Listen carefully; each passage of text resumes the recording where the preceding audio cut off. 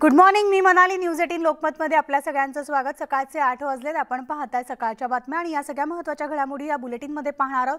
तर बुलेटिनच्या सुरुवातीलाच आता एक ब्रेकिंग बातमी येते, ती म्हणजे सामनामधून देवेंद्र फडणवीसांवर टीका करण्यात आलेली आहे. भाजपवाल्यांकडून उठसूट बाबराचं भजन सुरू आहे. अग्रलेखातून फडणवीसांवर बोचरी टीका करण्यात आली आहे. धमक्या इशाऱ्यांपेक्षा चीनवर बोला, चीनचे गलवान खोऱ्यातले भोंगे उतरवा, चीनांनाही हकला तर तुम्ही हिमतीचे आहात. श्री फडणवीस म्हणतात, बाबरी आम्हीच म्हणजे त्यांनी पाडली. तुम्ही भोंग्यांनाही घाबरता. शिवसेनेनं घाबरण्याचा किंवा न घाबरण्याचा प्रश्न येतोच कुठे. लोक श्रीरामाचं भजन करतात. भाजपवाले आता उठसूट बाबराचं भजन करू लागलेत आणि हा बदल बरा नाही. धमक्या आणि इशारे देण्यापेक्षा तुम्ही चीनला का आणि कसं घाबरताय यावर बोला. बाबरी आम्हीच पाडली असं सांगणाऱ्यांना देशात घुसलेल्या चीनी सैनिकांना बाहेर ढकलता येत नाही. चीननेही गलवान व्हॅलीत 23 भोंगे लावलेले आहेत आणि ते देशाला आव्हान देत आहेत की आम्ही येथून बाहेर पडणार नाही. मग ते भोंगेही उतरवा आणि चीन्यांनाही हकला तरच तुम्ही हिमतीचे आहात.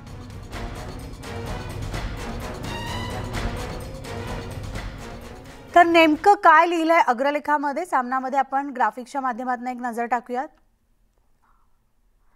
श्री फडणवीस म्हणतायत, बाबरी आम्हीच म्हणजे त्यांनी पाडली.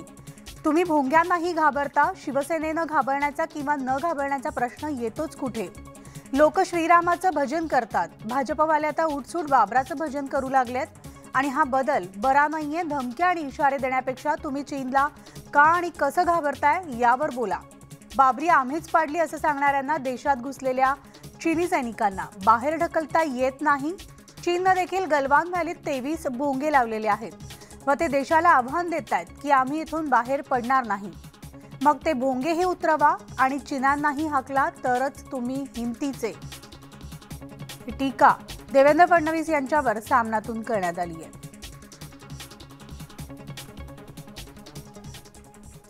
तर आता भोंगा प्रकरणी मुंबई पोलिसांनी मोठी कारवाई केली आहे. पोलिसांनी मनसेसोबतच बजरंग दल, विश्व हिंदू परिषद आणि हिंदू दलाच्या कार्यकर्त्यांना नोटिसा पाठवल्यात. या सगळ्यांना 17 मे पर्यंत मुंबई सोडण्याचे आदेश जारी केले आहेत. तर या कार्यकर्त्यांना मुंबईत वावर करण्यास बंदी घालण्यात आली आहे. ईद सणादरम्यान मुंबई हद्दीत वावरू नये, कारण मुंबईतील कायदा सुव्यवस्था बिघडवण्याची शक्यता आहे, असं घाटकोपर पोलिसांनी जारी केलेल्या आदेशात म्हटलंय. एसीपी आनंद नर्लेकर यांनी यासंबंधीचे आदेश दिलेत आणि संपूर्ण मुंबईभर हे आदेश जारी करण्यात आले असून मुंबईत कलम 144 आणि 188 लागू करण्यात आले. आणि याविषयी सविस्तर अपडेट जाणून घेऊयात. आमचे प्रतिनिधी अजित मांढरे आपल्यासोबत आहेत. Ajit, good morning. आणि आपण पाहतोय मुंबईत कलम 144 लागू आहे, त्याचबरोबर 188 लागू आहे. कायदा सुव्यवस्था बिघडू नये यासाठी आता मुंबई पोलिसांनी कारवाई घेण्याची तयारी सुरू केली आहे. काय सविस्तर माहिती?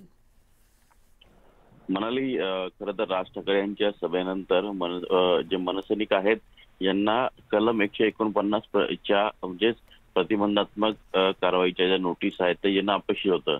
त्यानुसार काल सनी देशपांडे जे आहेत सरचिटणीस मनसेचे, त्यांना नोटीस आली देखील. पण त्या नोटिसीमध्ये महत्वाचा मुद्दा होता आणि महत्वाचा मजकूर होता, तो म्हणजे राज ठाकरे यांनी प्रक्षोभ वक्तव्य केलेली आहेत. त्यामुळे कायदा सुव्यवस्थेचा प्रश्न जो आहे तो मुंबईमध्ये निर्माण झालेला आहे, अशा पद्धतीचा मजकूर आहे. त्यामुळे तिथे पोलिसांनी संकेत दिलेले आहेत की राज ठाकरे यांनी प्रक्षोभ वक्तव्य केलेलं आहे आणि त्यांच्यावरती भविष्यात कारवाई होऊ शकते. तर दुसरीकडे आता एकंदरच राज ठाकरे यांची सभा, त्यांचं वक्तव्य, त्यांनी उपस्थित केलेले मुद्दे आणि त्यांचा आक्रमकपणा, या सगळ्या गोष्टीमुळे इतर ज्या हिंदुवादी संघटना आहेत त्या देखील आक्रमक झाल्या असून त्या देखील भविष्यामध्ये काही तरी कायदा सुव्यवस्था प्रश्न निर्माण करू शकतील. हे सर्व लक्षात घेऊन किंवा या सर्व गोष्टींचा पाठपुरावा करून जे गुप्तहेर आहेत त्यांच्या मार्फत माहिती मिळून मुंबई पोलिसांनी एक निष्कर्ष काढलेला आहे की VHP म्हणजे विश्व हिंदू परिषद असेल, बजरंग दल असेल, मनसैनिक असेल किंवा इतर ज्या हिंदू संघटना आहेत या सर्व संघटना मिळून एकत्रित येऊन ज्या मशिदीवरचे भोंगे आहेत या संदर्भामध्ये मोठं आंदोलन करण्याच्या तयारीमध्ये आहेत.